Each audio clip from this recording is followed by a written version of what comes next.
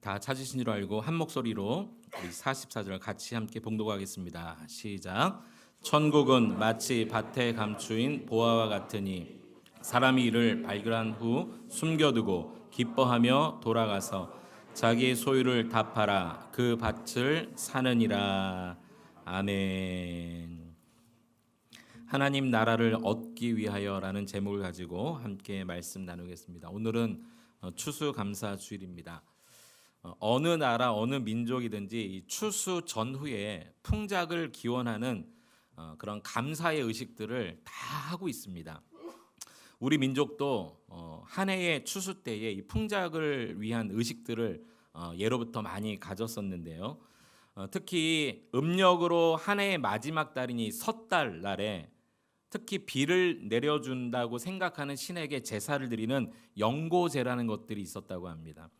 고구려 시대 때는요, 매월 10월 말만 되면 제사와 함께 춤을 추는, 같이 잔치하는 이 가무 행위를 하는 동맹제라고 있었다고 합니다. 각 동네마다 산에 올라가서 바위를 붙들고 나무를 붙들고 또 떠오르는 태양과 달을 향해서 제사하는 무천이라는 그런 의식은 굉장히 많이 드려졌다고 합니다. 여러분 다 고등학교 때 배우셨죠? 네, 우리가 기억이 안 날지라도 있었습니다. 하지만 이러한 추수에 대한 의식들은요, 우리 조상들이 하나님을 잘 몰라서 무속신앙과 풍습을 따라 그저 드린 우상숭배의 모습이지 성경이 말하는 하나님께 드리는 올바른 감사는 아니었습니다. 따라서 우리는 하나님을 알고 하나님을 믿고 있는 하나님의 백성으로서 하나님 앞에 올바른 감사 예배를 드려야 될 줄로 믿습니다. 특히 우리가 지키는 이 추수감사절의 의미 가운데 먼저 성경에서 그 유래를 찾아볼 수가 있는데요. 하나님은 하나님이 택한 당신의 백성 이스라엘 백성들이 특히 지킬 수 있는 세 가지 절기를 말씀해 주셨습니다. 유월절과 오순절과 그리고 장막절인데요. 이 장막절은 특히 초막절이라고 합니다. 초막절. 이 초막절을 통해서 유래를 찾아볼 수가 있는데 이 초막절은 언제 지키는 절기였냐면 출애굽한 이스라엘 백성들이 40년 광야 생활을 지내는 동안에 모든 것이 하나님의 은혜를 깨닫게 되었어요. 하나님이 가르쳐 주신 절기였어요. 이 광야 생활을 지키는 동안에 성경에 보니까 옷이 헤어지지 않았다고 말합니다. 발이 부르트지 않았다고 말합니다. 늘 만나와 메추라기 먹을 것을 주시고 모든 것이 하나님의 은혜이구나 감사하는 마음으로 드렸던 절기가 초막절이었습니다. 그래서 이스라엘 백성이 가나안 땅에 들어간 이후에도 초막을 짓고 이 오른쪽에 보면요, 진짜 유대인들이 지은 초막입니다. 이렇게 초막을 짓고 이 안에 들어가서 7일 동안 이 안에서 삽니다.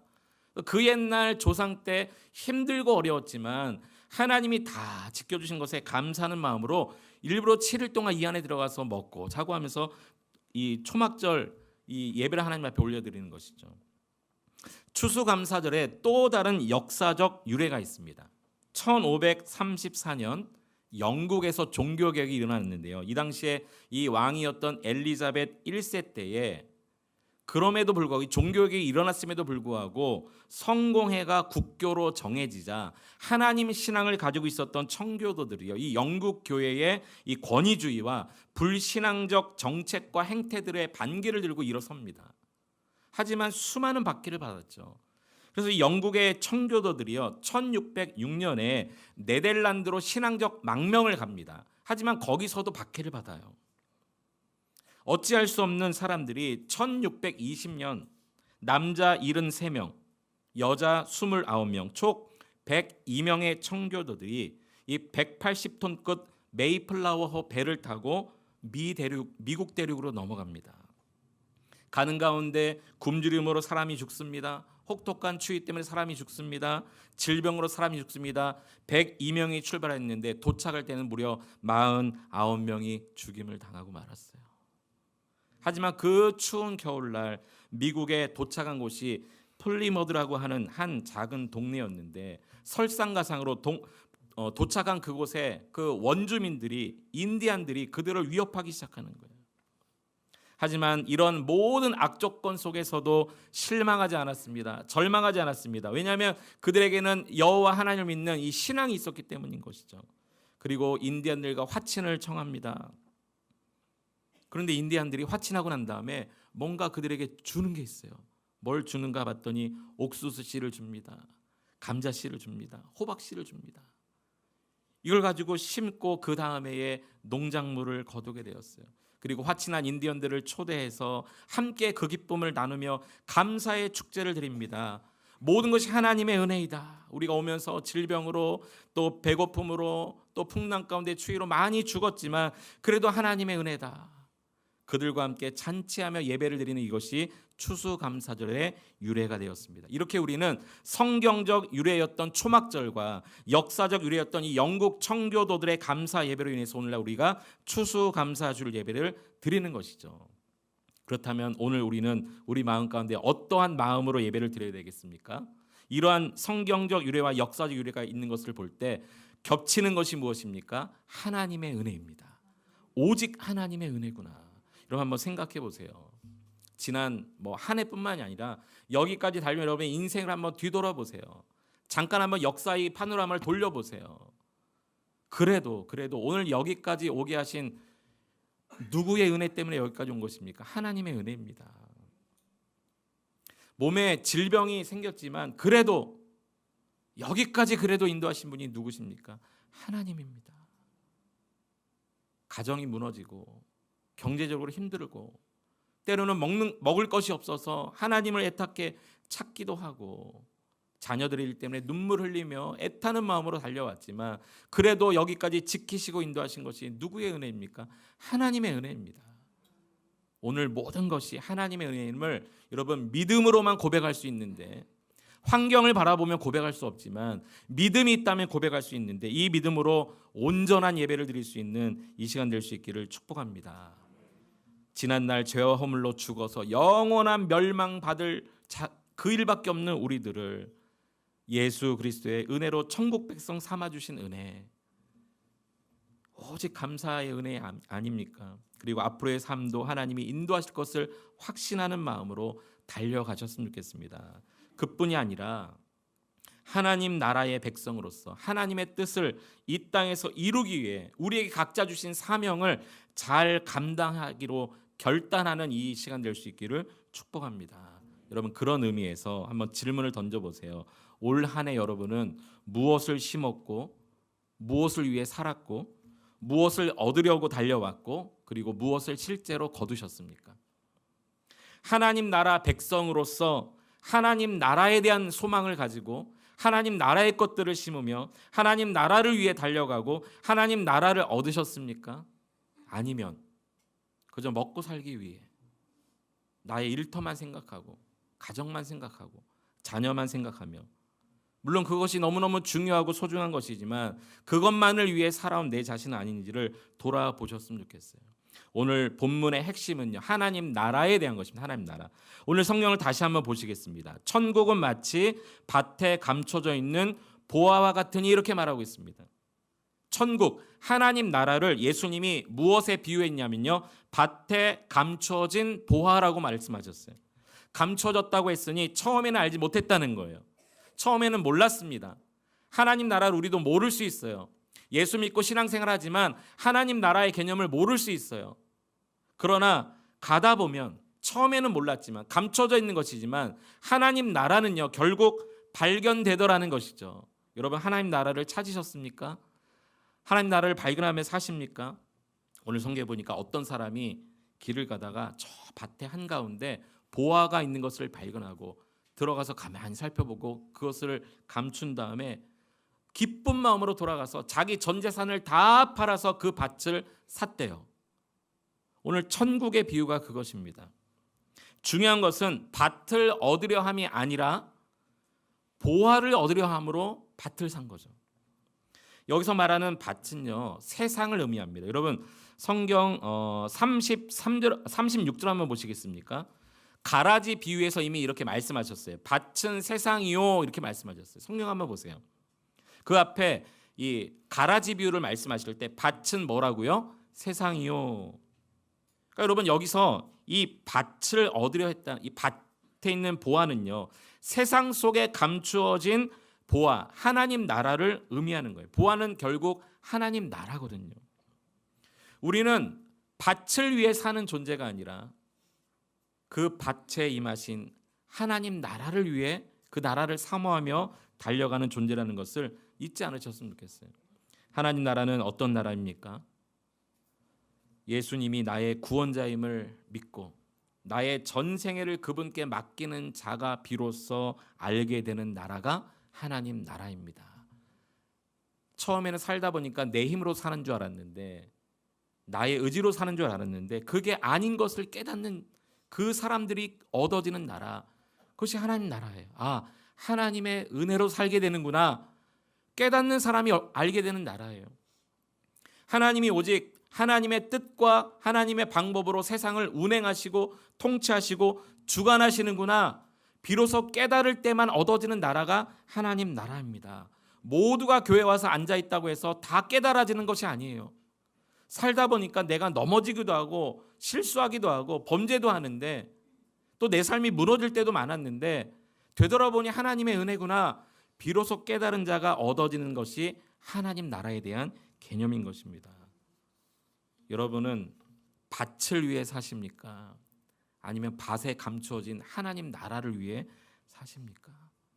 우리가 이 세상만을 위해서 살았다면 열심히 땀 흘려서 농사짓고 그 밭에서 추수한 것을 먹고 사는 세상 사람과 똑같은 삶을 살았을 뿐입니다.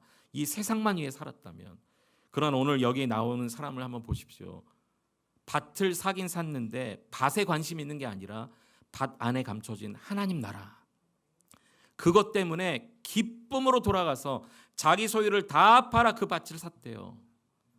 자기 소유보다 더 기쁜 하나님 나라가 있다는 거예요. 먹고 사는 것보다, 돈 버는 것보다 더 기뻐할 수 있는 그것이 있는데, 그것이 바로 성경은 하나님 나라라고 말씀하고 있습니다. 여러분, 예수님을 만나고 믿으면서 정말 참을 수 없이 터져나오는 기쁨을 여러분 소유하셨습니까? 오직 하나님 뜻대로만 통치하시고 다스리시는 그 하나님 나라를 나의 모든 것과 바꿔도 아깝지 않다는 그 마음이 여러분 가운데 정말 있으십니까? 아니면 혹시 내가 원하고 좋아하는 것을 가끔씩 즐기며 살듯이 예수 믿는 것도 취미생활로 하고 계시는 분 없는지 모르겠어요. 그래도 안 믿는 사람들보다는 교회 다니는 사람들이 더 착한 것 같으니까 자식도 교회를 보내고 나도 교회 나가서 일주일에 한 번 좋은 말씀 들으며 정서적으로 함량이 되고 정신 수양이 되는, 혹시 그런 마음으로 교회 나오시는 분 안 계십니까? 그런 마음이 처음에는 맞는 것 같지만 신앙생활을 하다 보면요, 그러한 마음, 그 목적으로 우리가 신앙생활을 하는 것이 아님을 알게 될 때가 옵니다. 그때는 비로소 깨닫게 되는 것이죠. 아, 하나님의 은혜로 사는구나.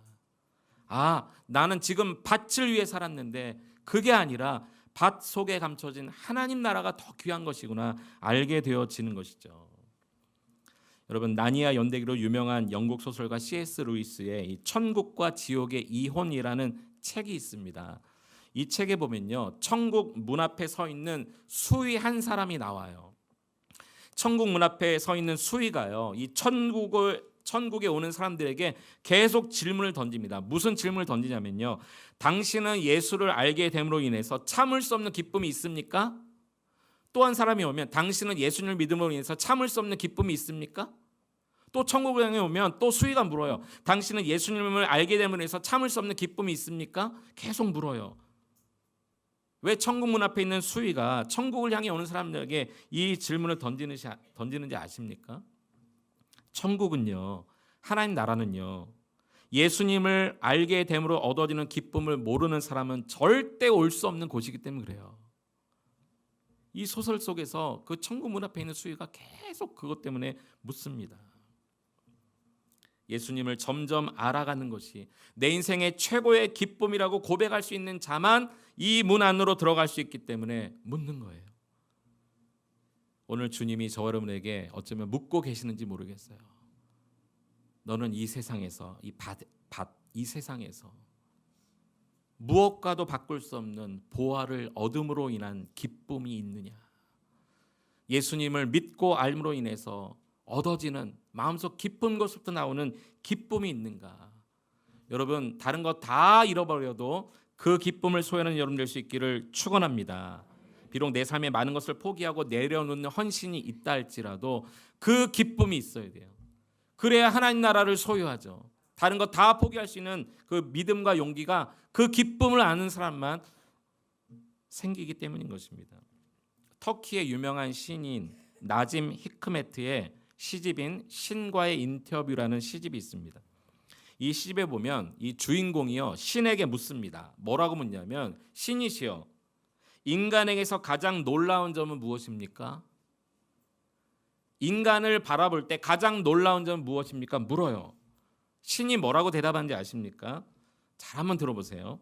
인간을 바라볼 때 가장 놀라운 점, 그러니까 이 놀랍다는 것은 가장 어리석게 바라봐지는 점을 이야기하는 거예요. 어린 시절 지루하다고 서둘러 어른이 되려는 것, 그리고서는 다시 어린 시절로 되돌아가기를 갈망하는 것. 우리 정말 그렇지 않나요? 어릴 때는 빨리 어른 되고 싶지만 어느 정도 어른이 되고 인생을 살다 보면 옛날이 좋았는데 다시 그때로 돌아간다면, 10년만 젊었으면, 이렇게 생각한다는 거죠. 근데 신이 볼 때는 가장 어리석다는 거예요. 또요, 돈을 벌기 위해 건강을 잃어버리는 것, 그리고는 건강을 되찾기 위해 벌었던 돈을 다 잃어버리는 것. 젊었을 때는요, 이 돈 때문에 건강 잃어버리는데, 그렇게 번 돈을 나이 들어서는요, 건강 때문에 다시 쓰는 거예요. 신이 볼 때는 어리석다는 거죠. 또요, 미래를 염려하느라 현재를 놓쳐버리는 것, 그리하여 결국 현재에도 미래에도 살지 못하는 것. 신이 볼 때는 어리석다는 거죠. 또요, 결코 죽지 않을 것처럼 악착같이 사는 것, 그리고는 결코 진정한 삶의 의미도 찾지 못하고 무의미하게 죽는 것. 이런 말들의 의미가 무엇입니까? 뭘 의미하는 겁니까? 인간은 헛된 것에 시간을 많이 허비하고 살아가더라는 거죠. 한 사람의 소설이고 시집이지만 참 우리에게 주는 인사이트가 있습니다. 여러분, 참된 기쁨, 참된 평강, 참된 안식이 여기 있다 저기 있다 하면서 때로는 내 인생에 벌어지는 사건 사고를 만나면서 상황 따라 어떤 사람은 돈을 쫓아가고 어떤 사람은 사람을 쫓아가고 온전한 신앙의 중심 없이 흔들리는 사람들이 참 많이 있습니다. 여러분은 도대체 어디에 소망이 있는 사람들입니까? 교도소 사역을 하는 어떤 목사님의 실제의 간증 이야기를 들어본 적이 있습니다. 교도소 사역을 하는 목사님입니다.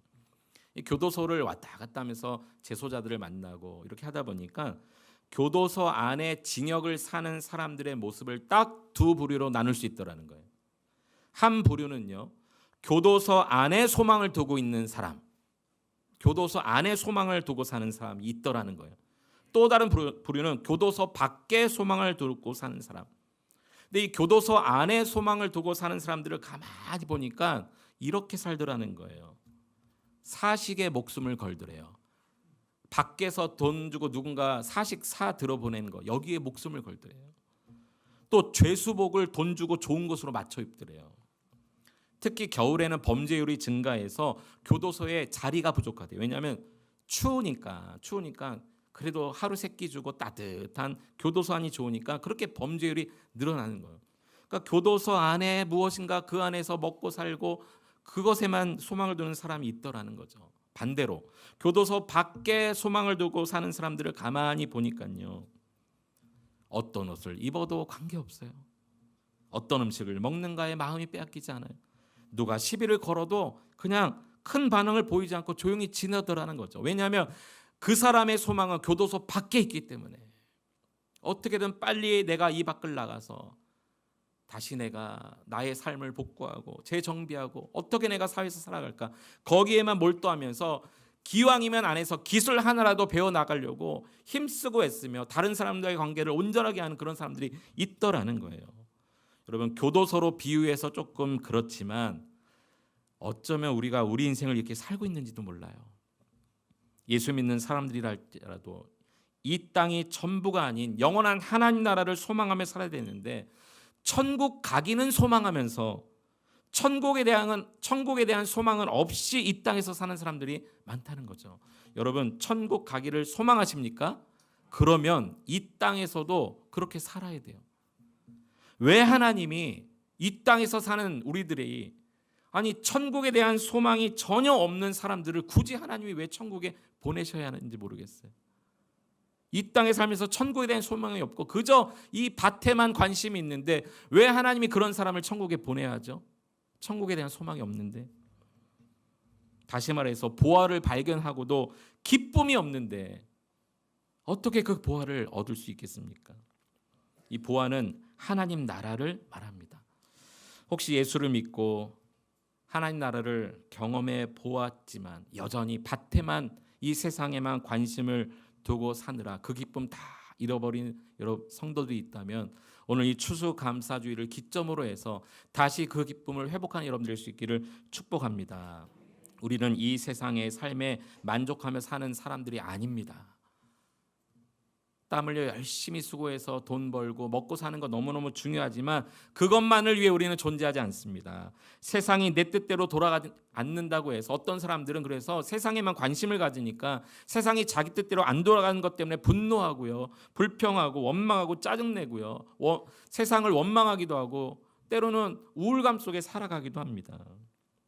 예수님을 알고도, 예수님을 만나고도, 예수님을 믿고도 여전히 세상 안에만 관심을 두는 삶이라면, 오늘 이 예배를 통해서 다시 한번 그 삶이 다 청산되어지고 내가 만났던 그 하나님의 나라의 기쁨을 다시 회복함으로 말미암아 그것을 얻으려고 오히려 내 것을 버릴 수 있는 여러분 될 수 있기를 축복합니다. 다시 오늘 말씀을 여러분 다시 한번 자세히 한번 들여다보세요.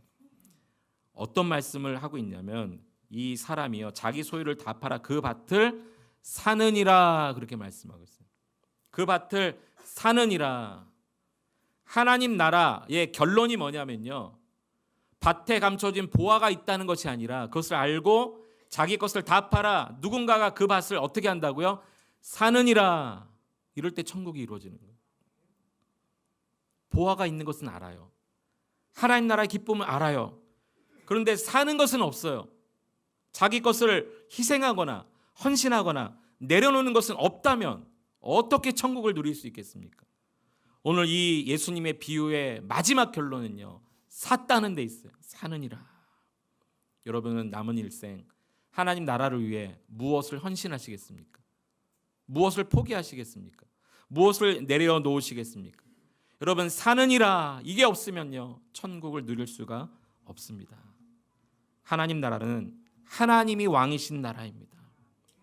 우리가 비록 지금은 이 세상에 살아도 예수님이 진정 내 삶의 주인이시고 내 인생의 왕이신 그것을 고백하는 사람만 누릴 수 있는 나라, 하나님 나라입니다. 말씀을 정리합니다. 올해 추수감사절을 보내면서 이 세상 밭에만 관심을 두지 말고 하나님 나라를 소망하는 여러분 될 수 있기를 축복합니다. 그 하나님 나라를 구하고 찾고 발견하십시오. 발견했다면 기뻐하십시오. 기뻐하는 것을 끝나지 말고 그 밭을 사시기 바랍니다. 헌신하십시오. 희생하십시오. 자기를 내려놓으십시오. 사는 사람만 하나님 나라를 누릴 수 있습니다. 생각해 보십시오. 하나님은 우리에게 그 나라를 주시기 위해 하나님은 가장 큰 것을 희생하셨어요. 바로 독생자 예수 그리스도, 또 그분의 십자가 은혜, 우리에게 그 기쁨을 주시기 위해서, 하나님 나라를 주시기 위해서 하나님은 먼저 가장 큰 희생을 치르셨어요. 그러므로 십자가 은혜를 기억하고 그 예수님에 대한 믿음을 갖기만 하면 여러분 하나님 나라를 얻고 누릴 수가 있습니다. 그래서 그 나라는요, 예수님 믿는 믿음으로만 가는 나라고 이 땅에서도 믿음으로만 누릴 수 있는 나라입니다. 오늘 이 예배를 통해서 내게 그 믿음을 주시옵소서, 그 믿음으로 하나님 나라를 쟁취하게 하여 주시옵소서 결단하고 고백하는 여러분 될 수 있기를 축복합니다.